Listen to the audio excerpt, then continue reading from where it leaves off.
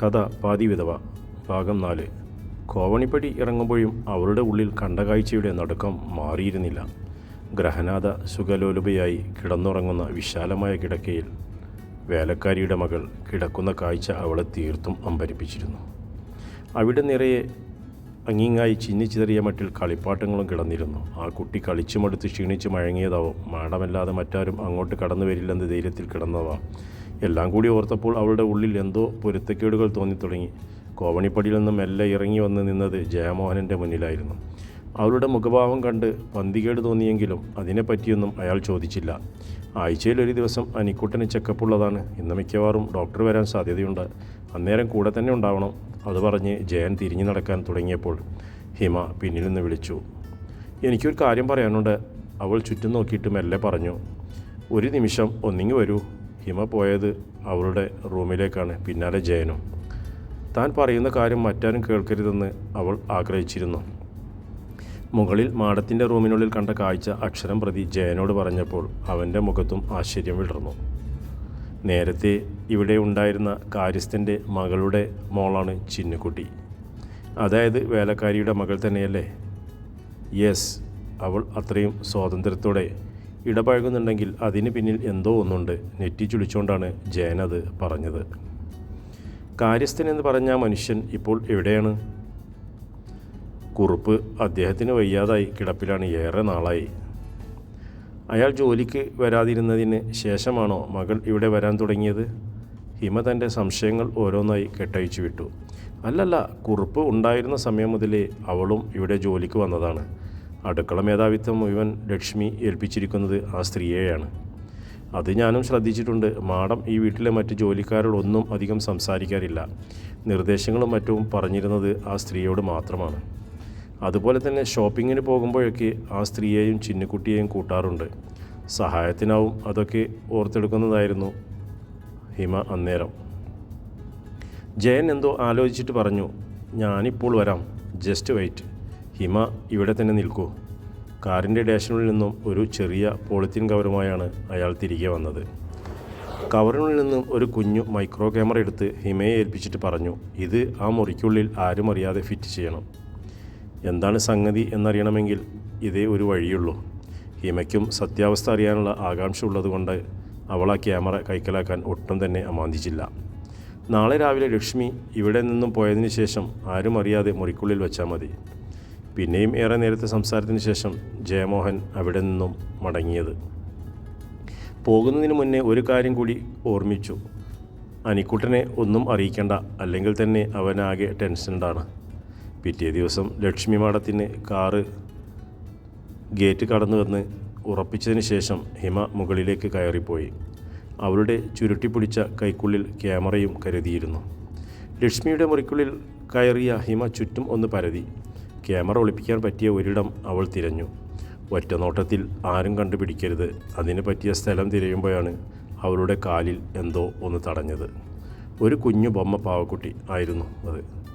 അവളത് കൈപ്പിടിയിൽ ഒതുക്കി അതിൻ്റെ മുഖത്തേക്ക് സൂക്ഷിച്ചു നോക്കി. ആ പാവക്കുട്ടിയുടെ കണ്ണിലെ കൃഷ്ണമണിയും തൻ്റെ കയ്യിലിരുന്ന ക്യാമറയും നല്ല സാമ്യമുള്ളതുപോലെ തോന്നി. അതിളക്കിയെടുക്കുവാൻ ഹിമ കുറച്ച് സമയം പണിപ്പെട്ടു. ക്യാമറ തിരികിയതിന് ശേഷം അവൾ ആ പാവക്കുട്ടി സെൽഫിന് മുകളിലായി കൊണ്ടുവച്ചു. തിരികെ പോരുമ്പോൾ ഹിമയുടെ മുഖത്ത് അകാരണമായ പരിഭ്രമം പടർന്നിരുന്നു. ഉച്ചയ്ക്ക് ശേഷം അനിരുദ്ധനെ വീൽചെയറിൽ ഇരുത്തി ഉദ്യാനമൊക്കെ കാണിക്കുന്നതിനിടയിൽ അയാൾ കൈ ചൂണ്ടി പറഞ്ഞു അങ്ങോട്ടേക്ക് കൊണ്ടുപോകുന്നു. ഒരു തണൽവൃക്ഷത്തിന് ചുറ്റും റൗണ്ടിൽ മനോഹരമായി ഇരിപ്പിടം ഒരുക്കിയിരുന്നു. അവിടേക്ക് പോകുവാനാണ് അയാൾ ആവശ്യപ്പെട്ടത്. അതിനരികിലെത്തിയ അനിക്കുട്ടൻ ഹിമയോട് തനിക്ക് മുന്നിലായി ഇരിക്കാൻ പറഞ്ഞു. സോറി പറഞ്ഞാലും തീരാത്ത തെറ്റാണ് ഞാൻ ചെയ്തത് എന്നറിയാം. ഹിമയുടെ 2 കൈകളും കൂട്ടിപ്പിടിച്ചാണ് അയാൾ അത് പറഞ്ഞത്. ഹിമ ആകെ വല്ലാതായി. സാർ, സാരമില്ല, അല്പം മുടിയല്ലേ, അത് കുഴപ്പമില്ല. ഹിമയും വിക്കിയും കൊണ്ടാണ് അത്രയും പറഞ്ഞത്. സാർ എന്ന വിളി വേണ്ട. അനിരുദ്ധൻ എന്നാണ് പേരെങ്കിലും അടുപ്പമുള്ളവർ അനിക്കുട്ടാന്നാണ് വിളിക്കുന്നത്. കേൾക്കാനാണ് എനിക്കിഷ്ടം. അയാളുടെ സ്വരം നന്നേ നേർത്തിരുന്നു. ഒരേ ഒരാൾ മാത്രം എന്നെ അനിയേട്ടാന്ന് വിളിച്ചിരുന്നു. എൻ്റെ അരുണിമ മാത്രം. അത് പറയുമ്പോൾ അയാളുടെ കണ്ണുകൾ കലങ്ങിയിരുന്നു. എന്ത് പറയണമെന്നറിയാതെ ഹിമ നിശബ്ദയായി നിന്നു. ലക്ഷ്മി മാഡം തിരിച്ചെത്തും മുന്നേ അനിക്കുട്ടനെ തിരികെ ബെഡിൽ കിടത്തി ഹിമ തൊട്ടടുത്തുള്ള ഹാളിലേക്ക് ചെന്നിരുന്നു.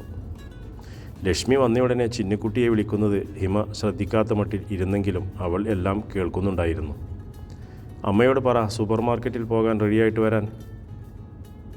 ഇത്രയും ജോലിക്കാരുള്ള വീട്ടിൽ ഈ സ്ത്രീ എന്തിനാണ് മാർക്കറ്റിൽ പോയി സാധനങ്ങൾ വാങ്ങുന്നത്? ഒന്ന് ഓർഡർ ഇട്ടാൽ പോരെ? അതുമല്ലെങ്കിൽ വിരൽത്തുമ്പ് ഒന്ന് അമർത്തിയാൽ സാധനങ്ങൾ വീട്ടുപടിക്കൽ എത്തിക്കാനുള്ള സംവിധാനങ്ങൾ നിലവിലുള്ളപ്പോൾ ഇതിൻ്റെയൊക്കെ ആവശ്യമുണ്ടോ? ഇതൊന്നുമല്ല, വേറെന്തോ സംഗതി മറഞ്ഞു കിടപ്പുണ്ട്. ഹിമ ആവലാതിയോടെ തലപുകയ്ക്കാൻ തുടങ്ങി. സന്ധ്യ കഴിഞ്ഞു. അവർ മടങ്ങിയെത്തുമ്പോൾ 2 കവറുകളുമായി ലക്ഷ്മി മുകളിലേക്ക് കയറിപ്പോകുമ്പോൾ കൂടെ ചിന്നുമോളും പോകുന്നു. ഹിമ അവളുടെ റൂമിലിരുന്ന് കണ്ടു. ഉടൻ തന്നെ മൊബൈലെടുത്ത് ജയമോഹനെ വിളിച്ചു സംഗതി അറിയിച്ചു. ജയൻ നേരത്തെ സൂചിപ്പിച്ചിരുന്നാൽ ലക്ഷ്മിയോടൊപ്പം ചിന്നു മുകളിലുണ്ടെന്നറിഞ്ഞാൽ ആ വിവരം ഉടനെ തന്നെ എന്നെ വിളിച്ചു പറയണമെന്ന്. മൈന്യൂട്ട് ക്യാമറയിൽ റെക്കോർഡിംഗ് ഫെസിലിറ്റി ഇല്ലായിരുന്നു. ഹിമയുടെ കോൾ കട്ട് ചെയ്ത് ജയൻ വേഗം തന്നെ സിസ്റ്റം ഓൺ ചെയ്തു. ഒളി ക്യാമറയുടെ ഡിസ്പ്ലേ ഫുൾ സ്ക്രീനിലാക്കി. ജയൻ അക്ഷമനായി കാത്തിരുന്നു. മുറിയിലെത്തിയ ലക്ഷ്മി ഡോർ ക്ലോസ് ചെയ്തു. ചിന്നുമോൾ തൻ്റെ കളിപ്പാട്ടങ്ങളൊക്കെ അടുക്കിപ്പെറിക്കുന്ന തിരക്കിലായിരുന്നു. അതിനിടെ ലക്ഷ്മി വാഷ്റൂമിൽ പോയി ഡ്രസ്സ് ചെയ്ത് വന്നിരുന്നു. കട്ടിലേക്ക് കിടക്കാൻ തുനിഞ്ഞ ലക്ഷ്മിയെ തോണ്ടി കൊണ്ട് ചിന്നു ചോദിച്ചു, എന്തിനാ എൻ്റെ പാവക്കുട്ടിയെ കണ്ണ് തോണ്ടിയെടുത്തത്? അത് പറഞ്ഞിട്ടവൾ താഴെ കിടന്നിരുന്ന ആ കുഞ്ഞ് പ്ലാസ്റ്റിക് കഷ്ണം ലക്ഷ്മിയുടെ നേരെ നീട്ടി. ആര്, ഞാനോ? എന്നിട്ടെവിടെ ആ പാവക്കുട്ടി? അന്നേരം ചിന്നുമോൾ സെൽഫിൻ്റെ നേരെ വിരൽ ചൂണ്ടി. ഈ രംഗം ലൈവായി കണ്ടുകൊണ്ടിരുന്ന ജയമോഹൻ ശരിക്കുമൊന്ന് ഞെട്ടിപ്പോയി. ലക്ഷ്മിയുടെ നോട്ടം തൻ്റെ നേർക്ക് വരുന്നത് കണ്ട് അയാളാകെ വിയർത്ത് കുളിച്ചു. ഒരു നിമിഷം സിസ്റ്റം ഓഫാക്കിയാലൊന്ന് വരെ ചിന്തിച്ചു പോയി. അതാ ലക്ഷ്മി ആ ബൊമ്മയുടെ അടുത്തേക്ക് നടന്നു വരുന്നു. ഒരു കൈ ഉയർത്തി അവൾ ആ പാവക്കുട്ടിയുടെ സെൽഫിൽ നിന്നും മുകളിൽ നിന്നും പൊക്കിയെടുത്തു. അതുകൂടി കണ്ടതോടെ ജയമോഹൻ ആകെ ഭയചകിതനായി. ലക്ഷ്മി ആ പാവക്കുട്ടിയെ തൻ്റെ മുഖത്തിന് നേരെ നിർത്തി ആ കണ്ണുകളിലേക്ക് ഉറ്റുനോക്കി അലറി വിളിച്ചു. ആ അലർച്ചയിൽ ജയൻ പിന്നോട്ടൊന്ന് വേച്ചുപോയി. സിസ്റ്റം ഓഫ് ചെയ്യാൻ പോലും പറ്റാത്ത വിധം ജയൻ അസ്തപ്രജ്ഞനായി നിൽക്കുമ്പോൾ ലക്ഷ്മിയുടെ ഒച്ച അയാളുടെ കാതുകളിൽ മുഴങ്ങി. Who are you? തുടരും നാളെ ഇതേ സമയം ഈ കഥയുടെ ബാക്കി ഭാഗം.